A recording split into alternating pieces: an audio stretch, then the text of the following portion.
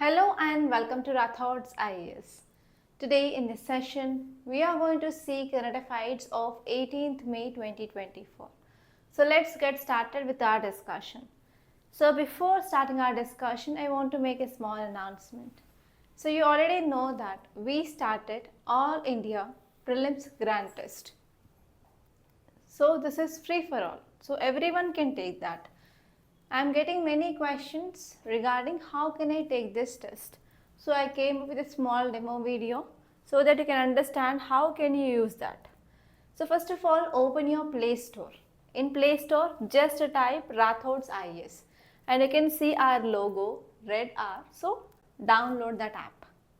So after downloading app in your mobile, so you can see our toppers testimonial first. And you have to click on this menu, 3 horizontal lines. So after clicking on that, then you can see offline downloads, free material, student testimonial. Click on free material. So in that free material, you have Hindu analysis notes. So we will be providing Hindu analysis here, notes, and click on test. And this All India Prelims Mock Test 1 will be opening and you can click on attempt. And if you have already attempted the test, then there is also option of reattempt. So in this way, you can use our app to take this All India free test. Clear? And the new batch for this offline and online GS prelims combines, it is going to be started from 27th May 2024. From the next Monday onwards, this batch is going to be started.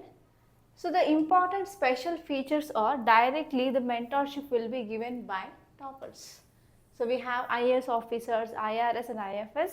So they will be talking to students directly and they will be giving the mentorship.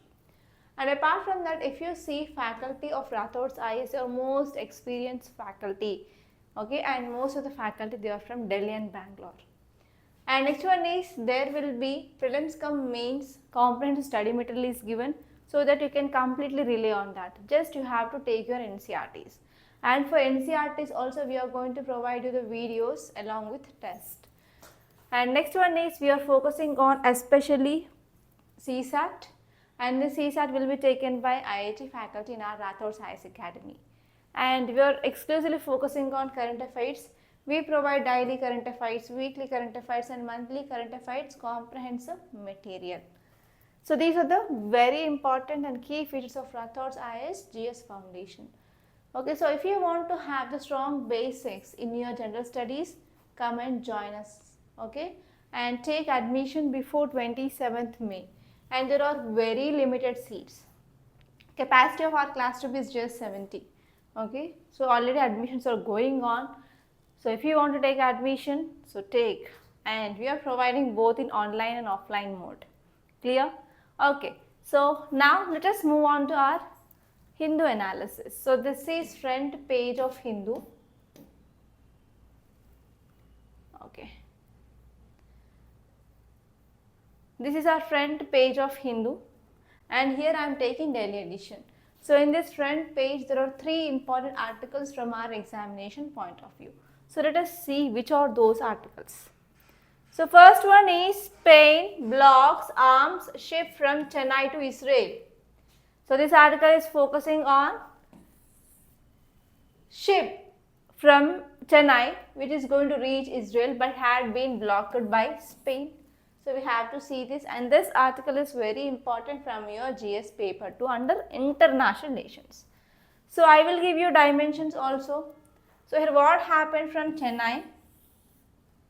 So ship started and this ship is carrying some weapons and it is going to Israel. Okay, and this ship had been stopped by Spain. So you have to see some dimensions, especially map location of Spain and as well as Israel. And we are expecting 100% the question you will get from map point of view, it is from Israel. Maybe it is bordering countries or countries sharing boundary with Mediterranean Sea or Red Sea or Iran, or else important places in this Israel and Gaza strip, like that you can get question in any point of view from your Israel this year. So be prepared. And next one is you have to see why Spain is involved here. So what is the concern of Spain? Okay, because Spain is an European country, but why it is involving? So you have to know all these things. And this topic is important from GS paper 2 under international relations.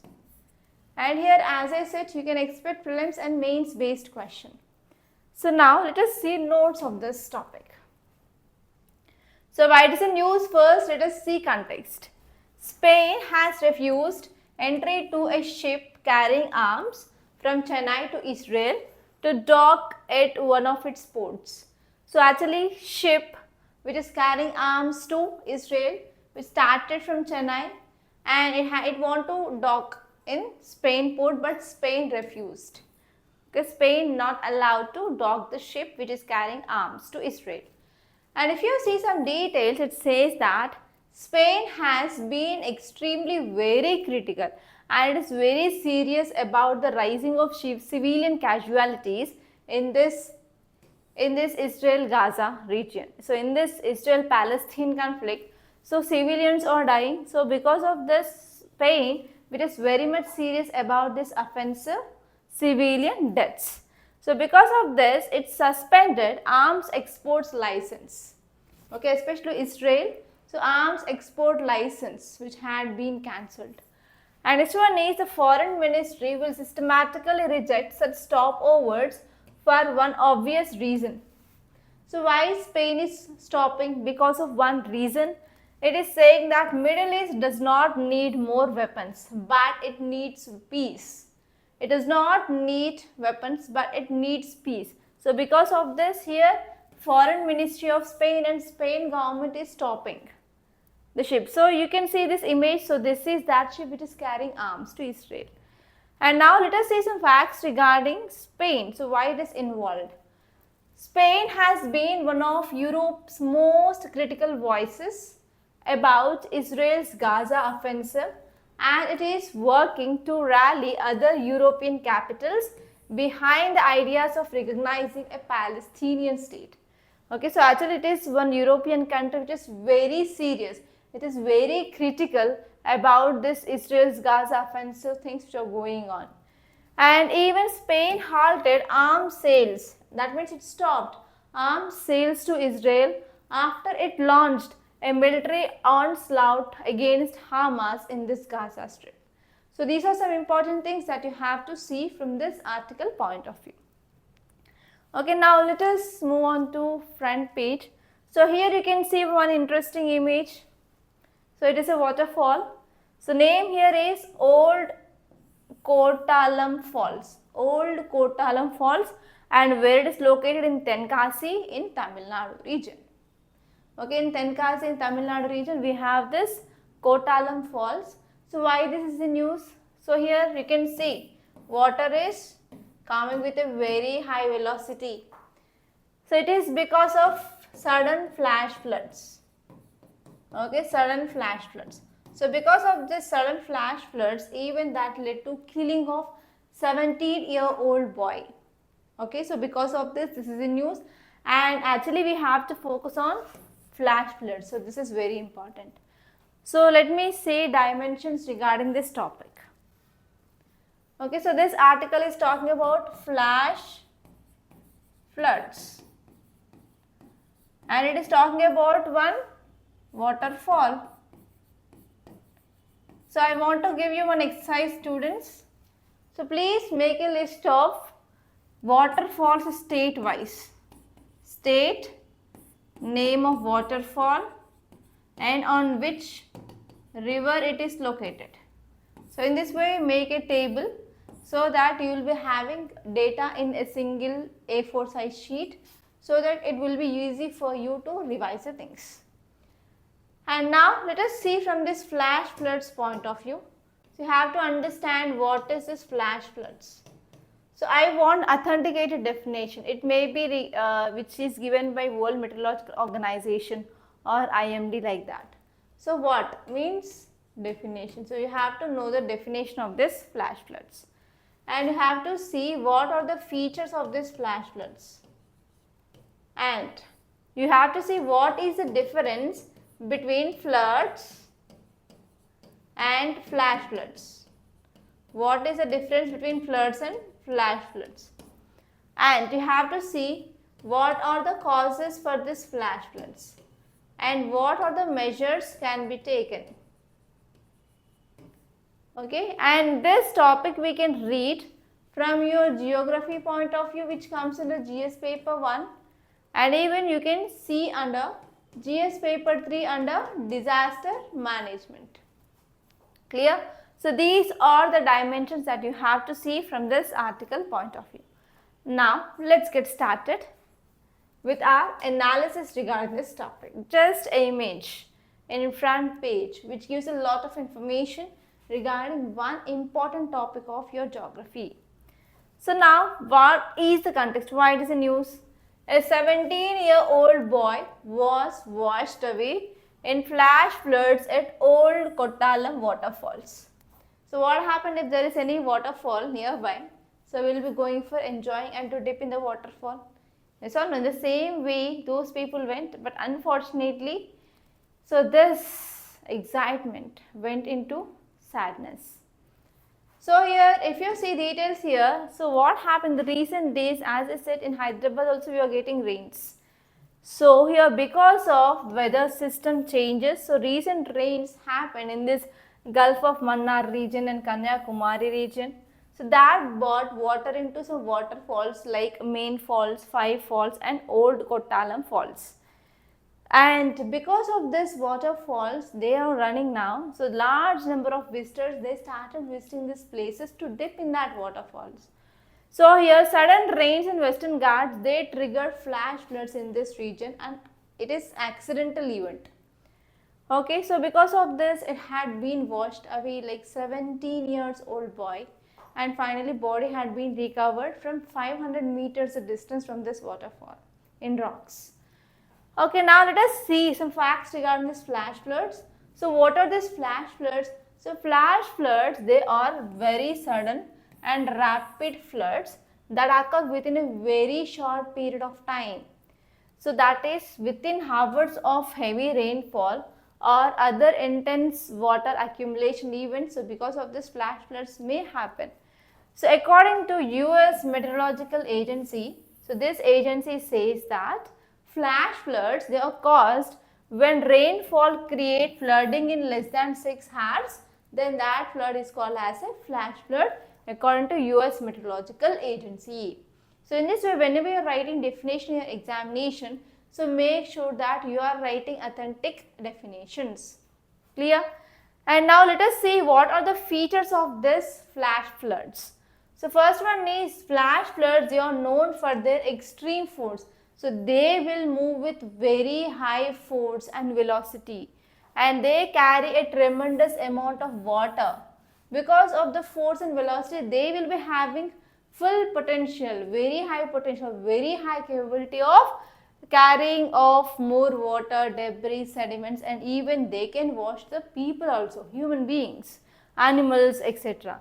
So they can overwhelm drainage system and cause rivers to overflow in their banks and inundate low-lying areas. So these are the potential harms, okay, because of this flash floods. And next one is flash flooding commonly happens more when rivers are narrow and whenever the rivers are steep. They flow very quickly, and in that region, so the people, they are more vulnerable. So they can occur in urban areas located near small rivers, since their hard surfaces like we have roads, we have concrete, so they will not allow water to percolate into the ground, right? So because of this, what happens? So these flash floods, they will be having more impact, more negative impact in urban areas when we compare to these rural areas.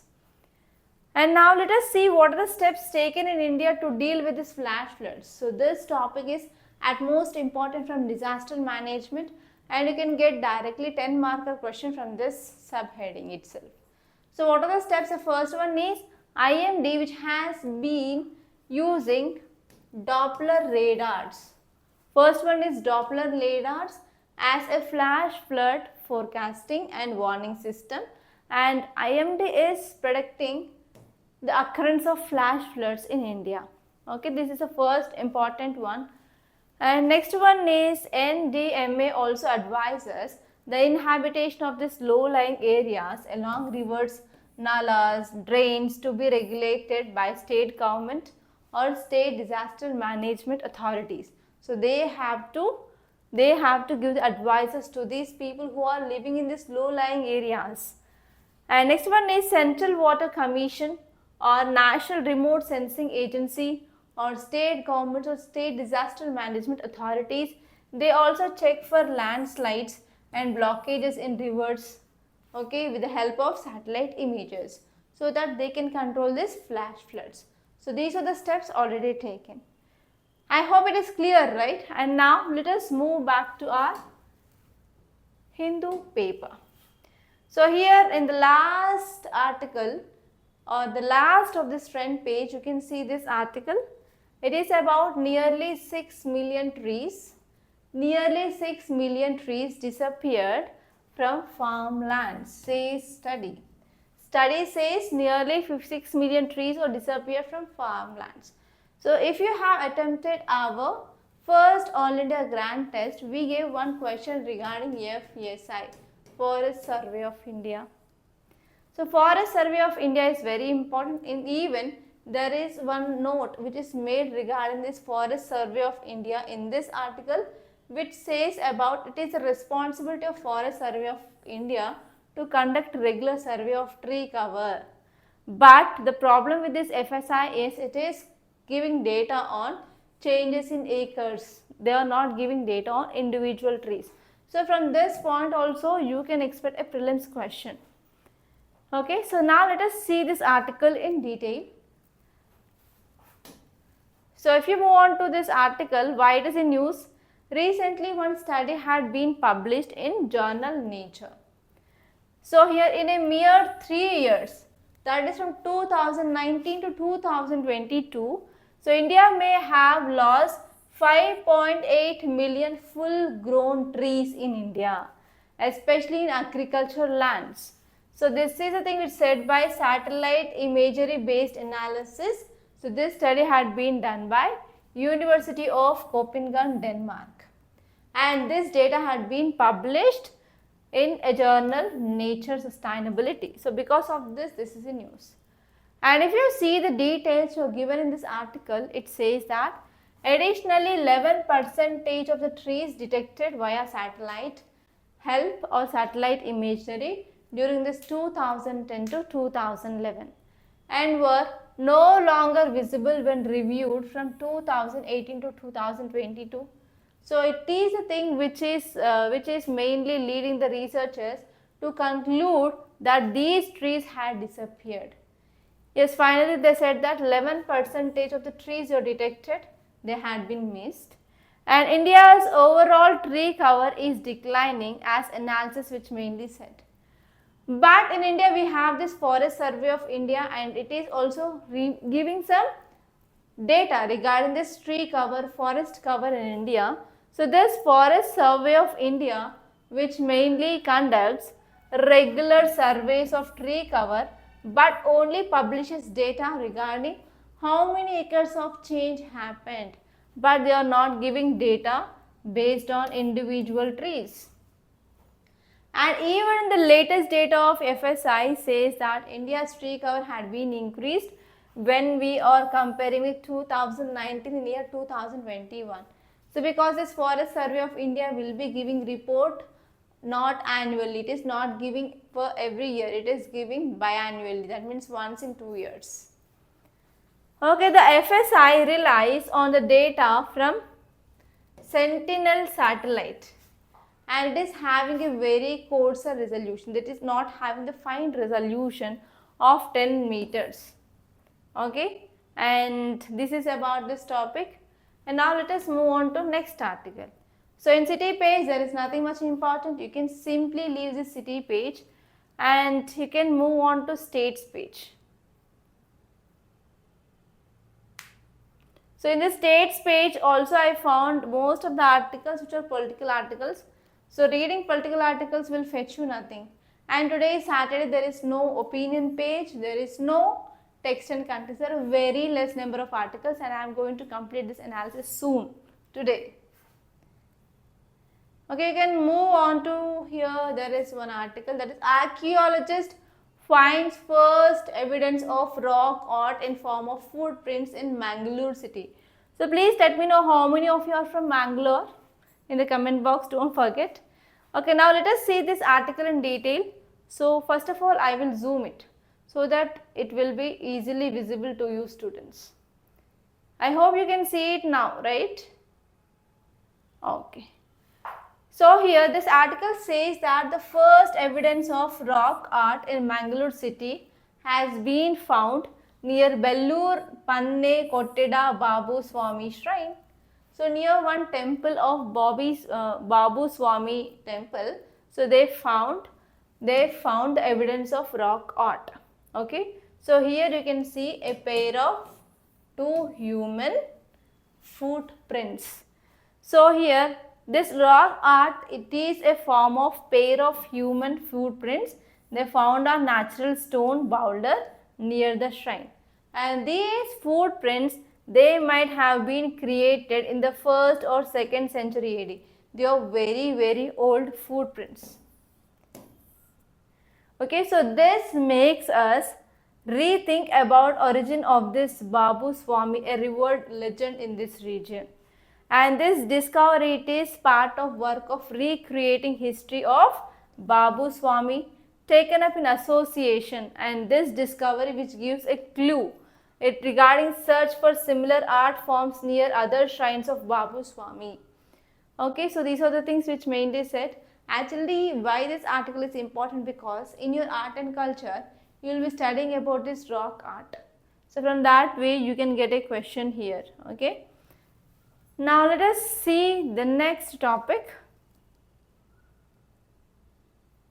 Okay, so this editorial page. So in this editorial page there is one article regarding civil war in Sri Lanka, but number of times we discussed about this civil war in our earlier classes. Okay, so because of this we are not going to take that in today's class. And now let us move on. So next important topic is hyper politicization of our Indian higher education. So here you have to know lots and lots of dimensions regarding this topic. So first, let us see the dimensions. So this article is talking about higher education in India. So first you have to know what is the meaning of higher education. First you have to know what is the meaning of higher education. And next you have to know what are the schemes provided by government for upliftment of higher education. And you have to see regulating authorities in higher education. For example, we have AICTE, we have UGC. Okay, you have different. And you have to see like what are the challenges faced by this higher education in India. And you have to see what are the measures can be taken. Okay, so here in this class we are discussing about what is the meaning of higher education. So what are the schemes are provided by the government to support this higher education in India, and you have to see what are the advantages of higher education, and you have to see what are the challenges. So one important challenge of this higher education is politicization. Politicization of higher education. So this is the problem. So these all are the dimensions that you have to see from this article point of view. Now let us see this topic in detail. Okay, now let us see this topic. So what is higher education in India? The term higher education with respect to India denotes it is a territory level. That means before this we have primary level, we have secondary, and we have tertiary. So this tertiary level is our higher education, and this higher education is imparted after 12 years of schooling. That means degree, bachelor degrees, UG or PG, or if you want any professional courses, so those all will comes under your higher education. Clear? So I hope you understood what is the meaning of higher education. Okay, now let us see what are the various government initiatives in this higher education in India. So first one is government is providing funding and financing. So for that funding and financing, government established Higher Education Financing Agency, which will be looking after funding and financing of higher education in India. And next one is we have Rashtriya Uchatar Shiksha Abhiyan, that is RUSA scheme. So it is also focusing on higher education. And next one is research and development. So government came up with this PM Research Fellows program and the scheme for promotion of academic and research collaboration, that is SPARC. And next one is impacting research, innovation and technology, that is imprint. So these all are the schemes of government which are focusing on research and development. And next one here is technology and e-governance. So government came with this National Education Alliance for Technology and National Academic Depository and e-PG Pathshala. So they are focusing on improving of technology and as well as governance in this higher education. And next one is there are many surveys and rankings. For example, we have National Institutional Ranking Framework, that is NIRF. And next one is All India Survey on Higher Education, that is IAS scheme, right? Okay, so these are the surveys which will be done and they are giving the rankings to this higher education in India so that we can analyze how Indian higher education institutions are performing. Clear? And next one is vocational education. So for this vocational education also government is focusing on one training program, that is National Apprenticeship Training Scheme. Next one is Shreyas program. They are regarding vocational education in India. And next one is international outreach. So to increase our students to study in international institutions or colleges or universities. So here government is providing Study in India program. Okay, that means it is attracting international students to India, and even we are holding IIT joint entrance exam in 25 countries, and even we are setting up of branches of IITs in other countries so that we can attract more. And even India is also supporting, like giving education loans for the Indians to go to other countries. And next one is what are the challenges in this higher education. So this challenges part is very important. So what are the challenges? First and the foremost thing is inadequate investment. So in this higher education, so there is inadequate investment. So government's expenditure on higher education, it is mere 2.7% of GDP against the recommended is 6%. So here the recommended means how much government should at least spend in education. So that is 6%. But how much it is spending now? It is spending just 2.7%. It is very less, not even half. And next one is disparities in access to higher education. So there is evidence which is showing that. So economic background, social background and as well as location and regional disparities, they are the reasons for the less accessibility to this higher education in India. And next one is limitations in accreditation. So NAAC and NBA are currently reeling under the issue of inadequate capacity to bring all these higher education institutions into this accreditation framework. So this is also an important issue.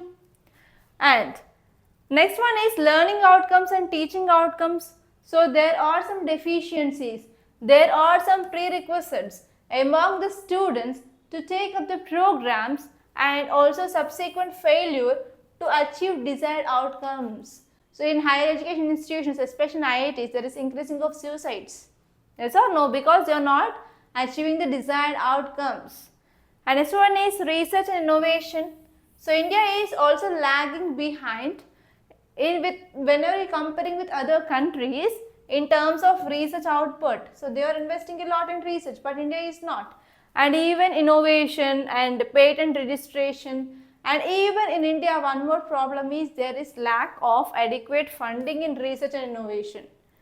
And next one is lack of global standards and excellence. So this has a direct impact on India's capacity to reap its demographic dividend and also to act as impediment of higher education institutions to feature in top global rankings of institutions.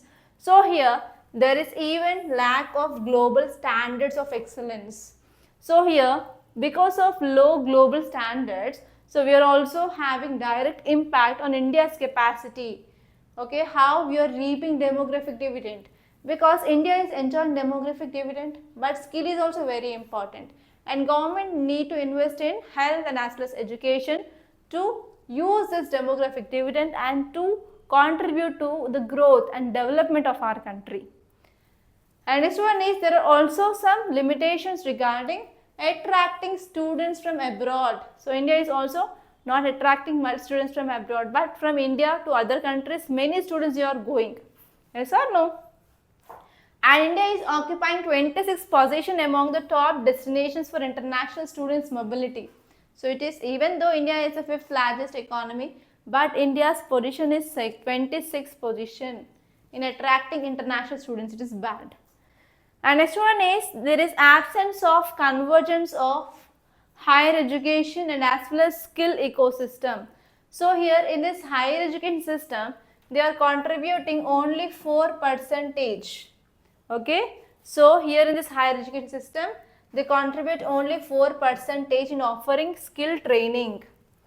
And if you see regarding skill, in India we have a separate ministry, that is Ministry of Skill Development and Employment, so which is contributing 58%. So here Ministry of Skill Development and Employment hasn't been involved in the higher education system. So this is one great drawback of our higher education system. So I want to give you one question, students. So what is the way forward? So how can we address these challenges in our higher education system? So think and let me know your opinion in the comment box. And one more thing is, students who are writing this year UPSC prelims 2024, so for them we are taking separate classes on YouTube every day from Monday to Saturday at 7 p.m. So yesterday I had one live regarding how to answer the questions in your examination. Okay, I took very high standard questions that we already gave in the test 1 of All India Prelims Grand Test. Yesterday I discussed 10 questions. So plan here is to discuss daily 20 questions. So from Monday to Saturday you will be having that class at 7 p.m. And if you want to clear UPSC Prelims 2024, so please don't neglect, join the class. It will be around 1 hour to 1 hour 15 minutes, that's it. So that will be very helpful to revise your static, and even I will be giving you tips and techniques to identify which statement is correct and which statement is incorrect. Okay, clear? Yeah, now let us see the next topic. So leave this ground zero, it is not at all useful. And next topic is from your business page directly. So there is nothing important from your news page and as well as world page. So you can see this business page. Here you can see one interesting article. It is about demographic dividend again. So our Union Finance Minister, she is saying that manufacturing in India needs more sophistication. So here our Union Finance Minister is saying that India's demographic dividend with the lowest dependency ratio will bolster consumption. It also highlights opportunities for India. Okay, so this article is talking about especially demographic dividend. So there are many dimensions you have to know from this article point of view. So let us see them. So this article is talking about demographic dividend.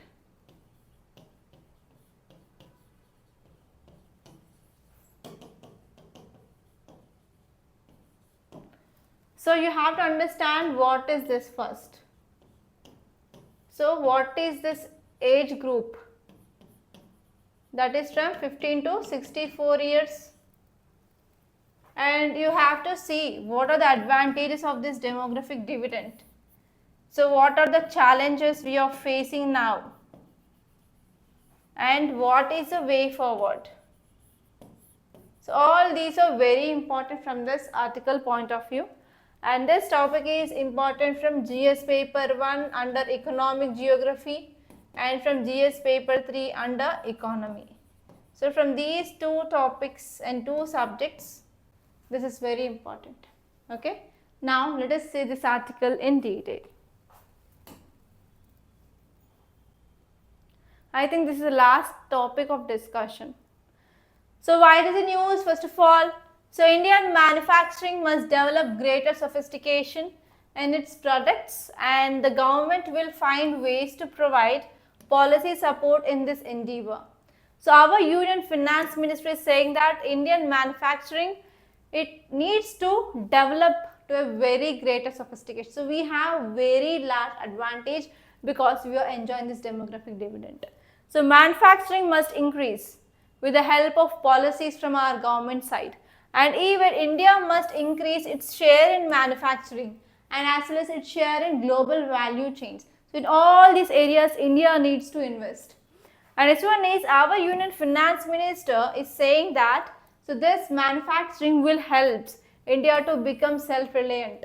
So this is because recently one report, that is Capgemini Research Institute report, said that the minister said 65% of almost 760 senior executives they surveyed in US and Europe, and they want to go out of China. So they don't want to invest in China, but they are searching for alternative of China, and that alternative is India.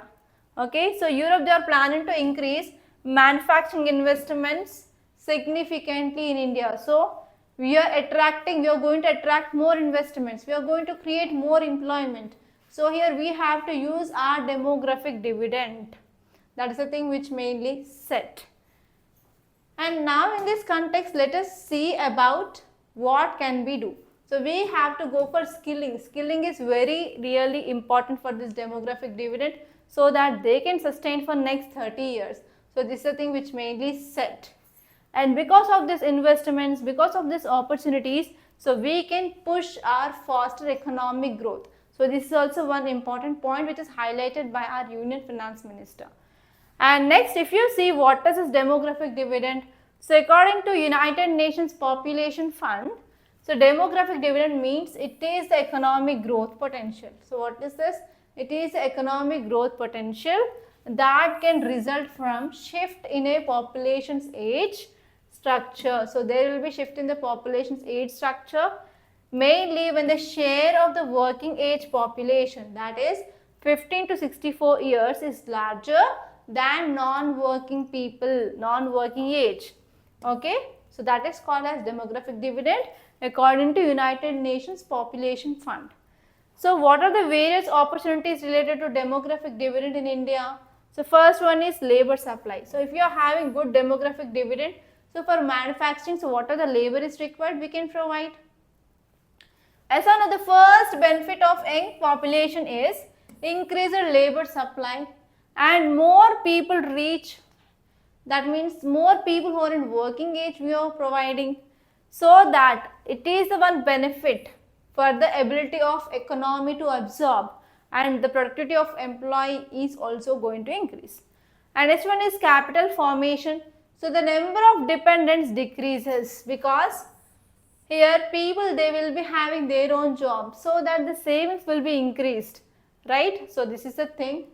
And next one is female human capital. So there is decrease in the fertility rate because in healthier women and fewer economic pressures at home, so they have to go for more children, more giving birth of children.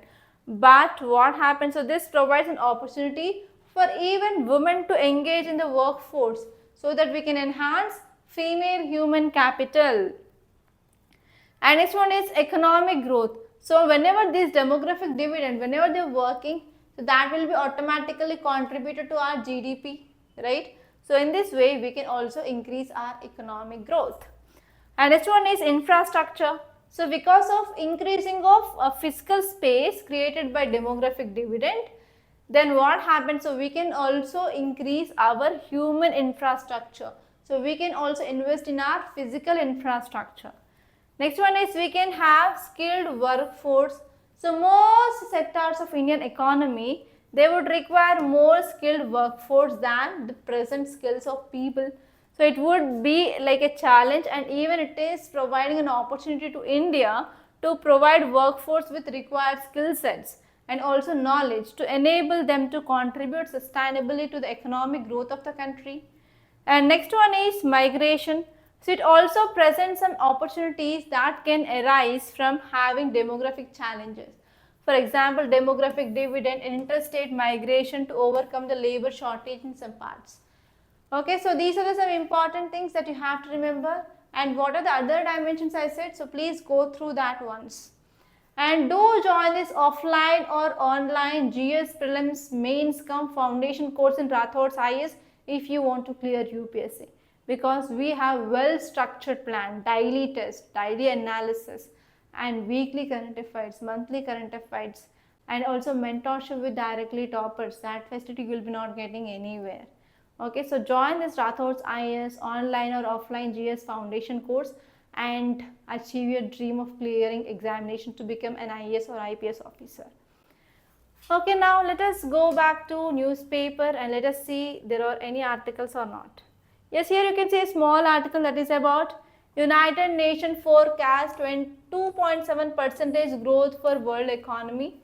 So actually it is came up with growth prospects, and in this growth prospects here, so this report says that now it is 2.7 for this year, up from 2.4 forecast. Okay, so there is somewhat little bit increasing of a world economy that I can see.